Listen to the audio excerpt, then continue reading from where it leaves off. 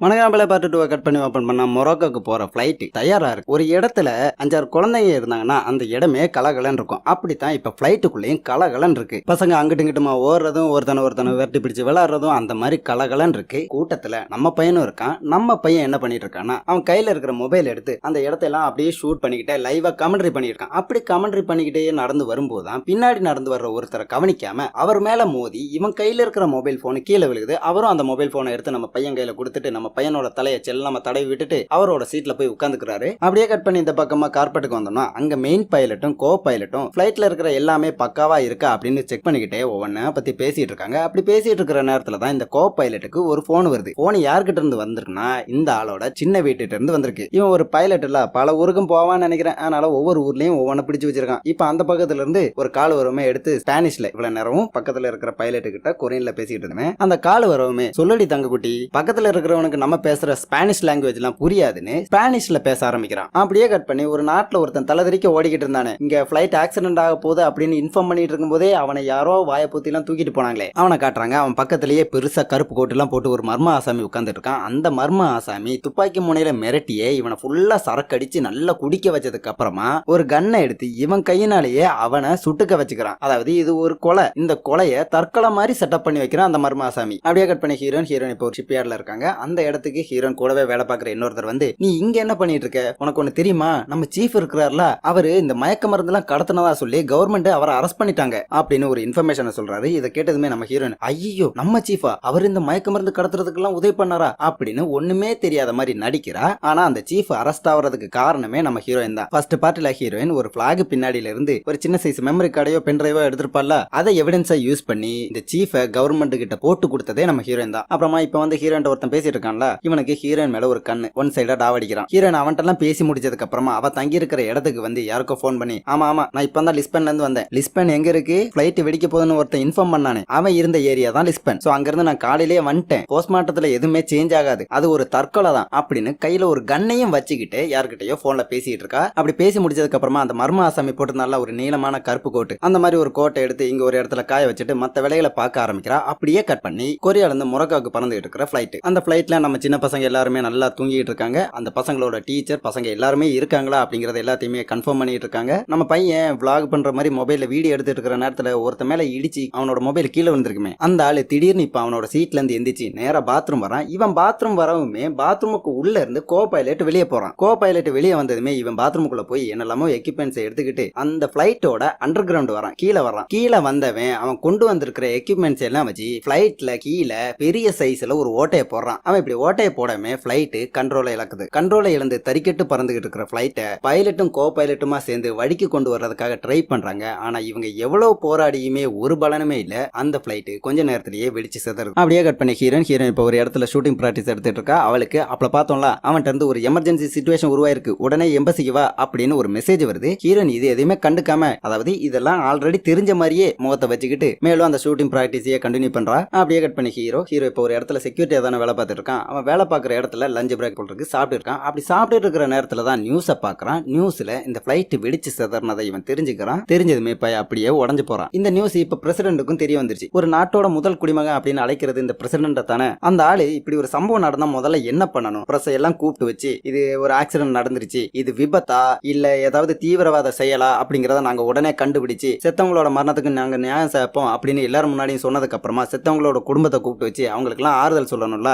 இந்த ஆளும் அதுக்கெல்லாம் ஏற்பாடு பண்ணிருக்கான். ஆனா அதை உடனே பண்ணாம இப்ப மேக்கப் போட்டுட்டு இருக்கான். அதுக்காக ஒன்னு மைண்ட்ல வச்சுக்கோங்க, இப்ப வெடிச்சு செதறின பிளைட்ங்கிறது டைனாமிக் சிஸ்டம் அந்த கம்பெனியை சேர்ந்தது, அதாவது டிஎஸ் கம்பெனியை சேர்ந்தது. இந்த கம்பெனி தான் நாங்க குறைஞ்ச விலையில போர் விமானங்கள்லாம் தயாரிச்சு தர்றோம் அப்படின்னு அந்த செமினார்ல சொன்னவங்க. அவங்களோட பிளைட் தான் இப்ப வெடிச்சு செதறி இருக்கு. இந்த பிளைட் வெடிக்கிறதுக்கு முன்னாடி வரைக்குமே இந்த DS company dynamic system company தான் குறைஞ்ச விலையில அந்த போர் விமானங்கள்லாம் தயாரிச்சு தர்றதா சொல்லி இருந்ததுனால இந்த கவர்மெண்ட் அவங்க கிட்ட இருந்து தான் பிளைட்டை வாங்கணும், அந்த போர் விமானங்கள்லாம் வாங்கணும் அப்படின்னு எண்ணத்துல இருந்தாங்க. இப்ப இது வெடிச்சு செதறனால அதை மறுபடியும் மறுபரிசீலனை பண்ண போறாங்க. அதாவது கூட்டமா கூடி உட்கார்ந்து யோசிச்சு மறுபடியும் அதை ஒரு முடிவெடுக்க போறாங்க. அதை பத்தி பேசிக்கிறாங்க. அதுக்கப்புறமா பிரசிடென்ட் வழக்கம் போல ஒரு பொய்யான கண்ணீரோட பிரஸ் முன்னாடி வந்து நின்னு, நான் ஏற்கனவே சொல்லியிருந்தேன்ல அந்த மாதிரி இறந்தவர்களோட துக்கத்துல நானும் பங்கு சேர்றேன், இது விபத்தா இல்ல தீவிரவாத தாக்குதலா அப்படிங்கறது எல்லாத்தையுமே நாங்க உடனே சீக்கிரமாவே தேடி கண்டுபிடிப்போம் அப்படிங்கிற மாதிரி எல்லாம் கொஞ்சம் ஸ்பீச்சை கொடுக்குறான். அப்படியே கட் பண்ணி ஹீரோ கிட்ட நம்ம பையன் வாய்ஸ் மெயில் அனுப்பியிருப்பான்ல, என்ன மிஸ் பண்றது மாதிரி இருந்துச்சுன்னா டிரைவ் எடுத்து செக் பண்ணு, அதுக்குள்ள ஃப்ளைட்டுக்குள்ள என்னோட வீடியோஸ் இருக்கு, அதெல்லாம் நான் வர்ற வரைக்கும் பாத்துக்கோ அப்படின்னு வாய்ஸ் மெயில் பண்ணிருப்பான்ல. அதை இப்ப ஹீரோ கேட்டுட்டா அதனால டிரைவ் எடுத்து செக் பண்ணி நம்ம பையன் ஃப்ளைட் ஏற வரைக்கும் என்னென்னலாம் பண்ணிக்கிட்டு இருந்தா அப்படிங்கறது எல்லாத்தையுமே பாத்துட்டு இருக்கான். அப்படி பாத்துட்டு இருக்கிற நேரத்துல தான் எதுக்காக நம்ம பையன் ரீசன்ட் டைம்ல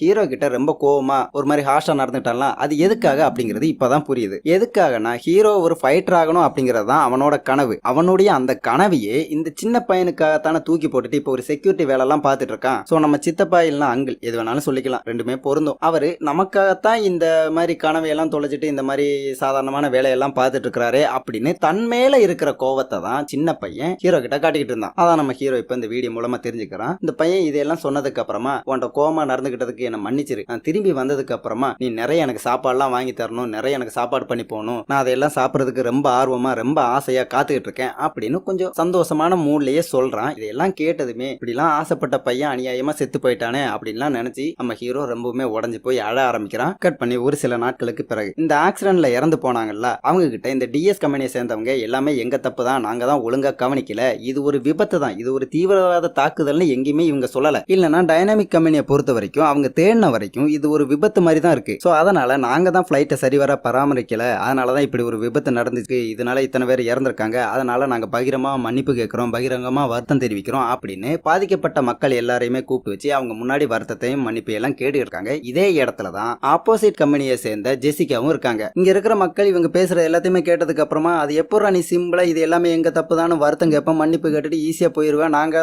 பாதிக்கப்பட்டது நாங்க தானே அப்படின்னு சொல்லி டைனாமிக் கம்பெனியை சேர்ந்தவங்க கிட்ட சண்டைக்கு போறாங்க. இது எல்லாத்தையுமே பார்த்துட்டு ஜெசிகா அங்கிருந்து வெளியே வராங்க. வெளியே வர்றவங்க அந்த இடத்தை விட்டு வெளியே வரும்போது ஒரு மாதிரி சோகமான முகத்தோடயே வெளியே வர்றாங்க. அந்த மக்கள்கிட்ட இருந்து அந்த இடத்துல இருந்து கொஞ்சம் தூரம் தள்ளி வந்ததுமே ஒரு மாதிரியா வில்லத்தனமா சிரிக்க ஆரம்பிக்கிறாங்க. அப்படியே கட் பண்ணி போர்ச்சுகல்ல லெஸ்பன்ல வச்சு அங்க ஒருத்தன் செத்து போனால அவனுக்கு இறுதி அஞ்சலி நடந்திருக்கு. அந்த இடத்துக்கும் நம்ம ஜெசிகா வந்திருக்காங்க. ஜெசிகா இறந்து போயிருக்கிற அவனை பார்த்து நீ உன் உயிரையே கொடுத்து நம்ம எல்லாரையுமே காப்பாத்திட்ட, நம்ம தான் இதுல ஜெயிக்க போறோம், அதுக்கு நாங்க எல்லாரும் தான் உனக்கு கடமைப்பட்டிருக்கோம், இனி நீ நிம்மதியா ரெஸ்ட் எடுக்கலாம், உனக்கு மேலும் மேலும் யாருமே வேலை கொடுத்து தொந்தரவு பண்ண மாட்டாங்க, பாய்டா அப்படின்ட்டு அந்த இடத்தை விட்டு கிளம்புறாங்க. அப்படியே கட் பண்ணி இப்ப இந்த பிளைட் வெடிச்சு செதறனால உடல் பாகங்கள் எல்லாமே பீஸ் பீஸ் ஆயிடுச்சு. அதை எல்லாத்தையுமே பொறுக்கி எடுத்து ஒரு முறையான இறுதி அஞ்சலி கொடுக்க முடியாது. அதனால பிளைட் ஆக்சிடென்ட்ல இறந்து போனவங்களோட குடும்பத்தை சேர்ந்தவங்களை மொத்தமா மொராக்காவுக்கு கொண்டு வந்து அங்க ஒரு பொதுவான இறுதி அஞ்சலிய இந்த கவர்மெண்ட்டும் டைனாமிக் சிஸ்டத்தை சேர்ந்தவங்களும் சேர்ந்து ஆர்கனைஸ் பண்ணிருக்காங்க. அதனால இந்த பிளைட் ஆக்சிடென்ட்ல இறந்து போனவங்களோட குடும்பத்தை சேர்ந்தவங்க இப்ப மொராக்கோ வந்து இறங்குறாங்க. இவங்க எல்லாரையுமே ஏர்போர்ட்ல இருந்து ரிசீவ் பண்ணி இந்த இறுதி அஞ்சலி எல்லாம் கொடுக்க வச்சு மத்த வேலைகள் எல்லாத்தையுமே பார்த்ததுக்கு அப்புறமா இவங்க எல்லாருமே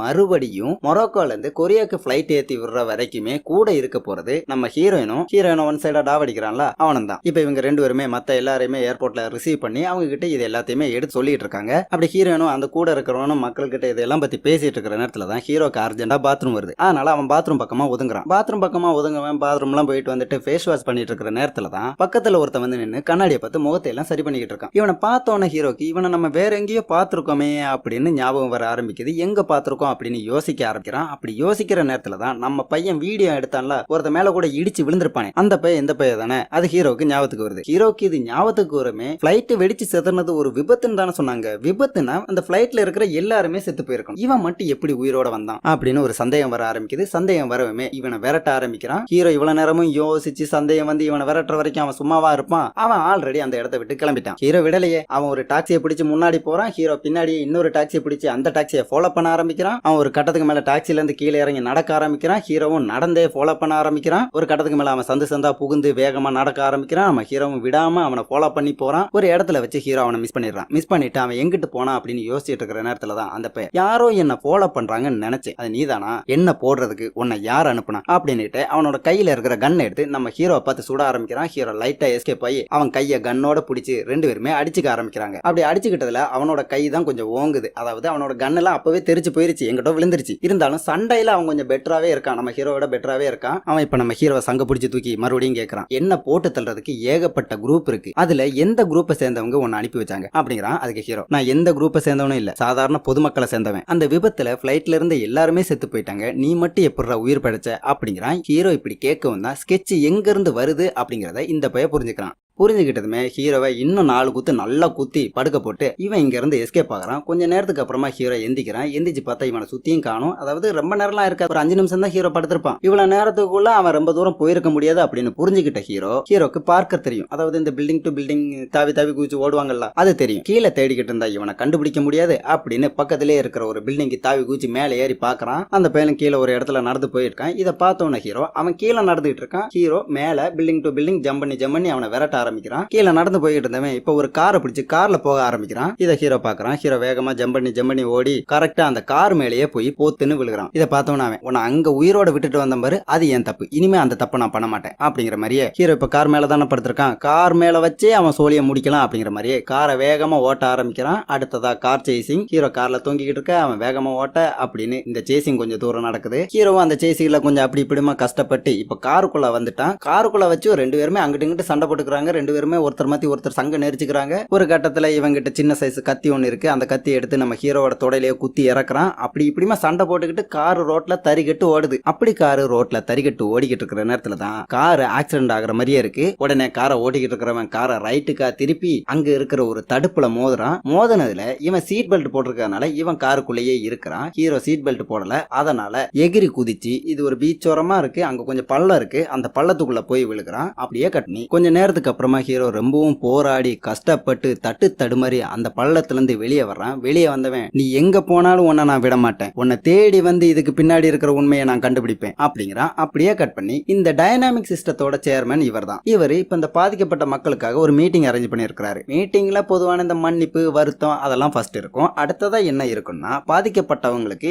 எவ்வளவு நிவாரணம் கொடுக்க போறாங்க அப்படிங்கறத பத்தியும் பேச போறாங்க. அதுக்காகத்தான் இந்த மீட்டிங். இந்த மீட்டிங்க்கு ஏற்கனவே பாதிக்கப்பட்டவங்க எல்லாருமே நேரமா வந்து காத்துக்கிட்டு இருக்காங்க. இவர் கொஞ்சம் லேட்டா வேற வராரு. ஏற்கனவே மக்கள் குடும்பத்தை சேர்ந்தவங்களை இழந்துட்டோமேன்னு கொந்தளிச்சுட்டு இருக்காங்க. இவர் இப்படி லேட்டா வேற வரவும் இவங்க இன்னும் சேர்ந்து கொந்தளிச்சு உன் பணம்லாம் எங்களுக்கு வேண்டாம், என் புருஷனை கூடி, என் பொண்டாட்டிய கூடி, என் குழந்தைய கூடுன்னு இவர்கிட்ட சண்டை போட்டு இருக்காங்க. கொந்தளிச்சுக்கிட்டு இருக்கிற மக்களை அமைதிப்படுத்துற வேலையை நம்ம ஹீரோனும் அந்த கூட இருக்கணும்னு சேர்ந்துதான் பாத்துக்கிறாங்க. ஃபர்ஸ்ட் பார்ட்ல ஒரு ஜூட விளையாடுறவர்னு ஒருத்தர் சொல்லிருப்பான்ல, அவர்லாம் கோவத்தோட உச்சிக்கே போய் கையில கிடைக்கிற சேரையெல்லாம் எடுத்து இந்த சேர்மனோட மண்டை அடிச்சு புழக்கிற நிலைமைக்கு வந்துட்டாரு. இருந்தாலும் கொஞ்சம் கோவத்தை எல்லாம் கண்ட்ரோல் பண்ணி சேர்மன் அடிச்சு கொள்றதை இப்போதைக்கு தவிர்க்கிறாரு. அப்படி மக்கள் எல்லாருமே கொந்தளிச்சு கொஞ்சம் அமைதியானதுக்கு அப்புறமா இந்த சேர்மன் பேச ஆரம்பிக்கிறாரு. உங்க கோவம் நியாயமானதுதான். ஏன் பிளைட்ல பறந்தனாலதான் அவங்க எல்லாருமே செத்து போனாங்க. பிளைட்டை ஒழுங்கா மெயின்டைன் பண்ணாதது எங்க தப்பு தான், ஏன் தப்பு தான். அந்த தப்புக்கு நீங்க எந்த தண்டனை கொடுத்தாலும் அதை நான் ஏத்துக்கிறேன். என்னை இங்கேயே அடிச்சு கொள்ளுங்க. என்ன கொள்றது மூலமா உங்க கோவம் கொஞ்சம் தனியும்னா உங்களுக்கு நிம்மதி கிடைக்கும்னா சாகுறதுல எனக்கு சந்தோஷம் தான். சிரிச்ச மணிக்காவே நான் செத்து போறேன். உங்களுக்கு ஒண்ணு தெரியுமா, 5 வருஷத்துக்கு முன்னாடி நடந்த ஒரு பிளைட் ஆக்சிடென்ட்ல நானும் என்னுடைய பொண்டாட்டி பிள்ளையெல்லாம் பறி கொடுத்துட்டேன். என் கம்பெனியோட பிளைட் கிடையாது, அது வேற ஒரு கம்பெனியோட பிளைட். அன்னைக்கு என் பொண்ணோட பர்த்டே. என் பொண்ணு ஆசையா என்கிட்ட வந்து நம்ம எல்லாருமே ஒன்னா டின்னர் சாப்பிடுவோமா அப்படின்னு கேட்டா, நான் கொஞ்சம் வேலையில பிஸியா இருந்ததுனால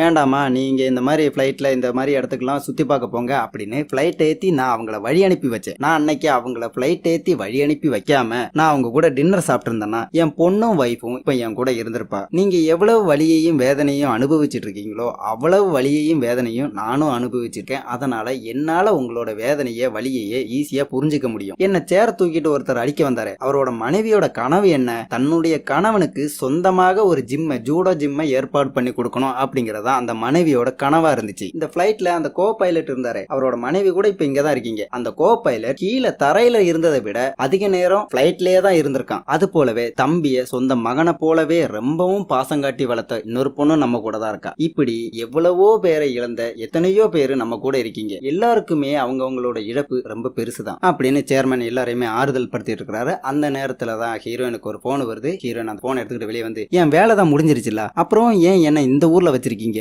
என்ன திரும்ப எப்பதான் கூப்பிட போறீங்க அப்படின்னு பேசிட்டு இருக்கா. அந்த நேரத்துல தான் உடம்பெல்லாம் காயத்தோட தட்டு தடுமாறி நம்ம ஹீரோ இந்த இடத்துக்கு வந்து நிக்கிறான். இந்த பக்கம் சேர்மன், உங்க வலியை முழுவதுமா என்னால போக்க முடியலனாலும் என்னால அது போறதுக்கு என்னெல்லாம் பண்ண முடியுமோ, எவ்வளவுலாம் உங்களுக்கு நிவாரணம் தர முடியுமோ அதை எல்லாத்தையுமே செஞ்சு நான் உங்களுக்கு உறுதுணையா உங்க கூடவே இருப்பேன் அப்படிலாம் பேசிட்டு இருக்கான். அந்த நேரத்துல நம்ம ஹீரோ இந்த இடத்தோட கதவை டமார்னு திறந்துட்டு உள்ள வந்து, இந்த பிளைட் ஆக்சிடென்ட் ஒரு விபத்து கிடையாது, இது ஒரு தீவிரவாத தாக்குதல் அப்படிங்கிறான். இதை கேட்டு இங்க இருக்கிற எல்லாருமே அதிர்ச்சியில உறைஞ்சு போய் நிக்கிறாங்க. இந்த டைனாமிக் சிஸ்டத்தோட சேர்மனும் அதிர்ச்சியில உறைஞ்சு போய் நிக்கிறாரு. அப்படியே கட் பண்ணி இன்னைக்கான வீடியோ நான் இதோட முடிச்சுக்கிறேன். இப்படி ஒரு பிளைட் ஆக்சிடென்ட் மூலமா ஆரம்பிச்சிருக்கிற இந்த கதையில தனி மனிதனுக்கு எதிராக ஒரு நாடே வரப்போகுது. அது எப்படி, இனிமே என்னெல்லாம் நடக்க போகுது அப்படிங்கறதெல்லாம் உங்களுக்கு தெரிஞ்சுக்கணும்னா வர பார்ட்டை மிஸ் பண்ணிடாம பாத்துருங்க. சோ அவ்வளவுதான். நீங்க நம்ம சேனலுக்கு புதுசா இருந்தா மறக்காம சப்ஸ்கிரைப் பண்ணி போட்டு வச்சுக்கோங்க. அப்பதான் நான் போற போடுற ஒவ்வொரு வீடியோவும் நீங்கள் மிஸ் பண்ணாமல் பார்க்க முடியும். வீடியோ பார்த்து பிடிச்சிருந்துச்சுன்னா வீடியோக்கு லைக் பண்ணுங்கள், கமெண்ட் பண்ணுங்கள், ஷேர் பண்ணுங்கள். மறுபடியும் அடுத்த பாட்டோட வந்து நான் உங்களை மீண்டும் சந்திக்கிறேன். அது வரைக்கும் நன்றி, வணக்கம்.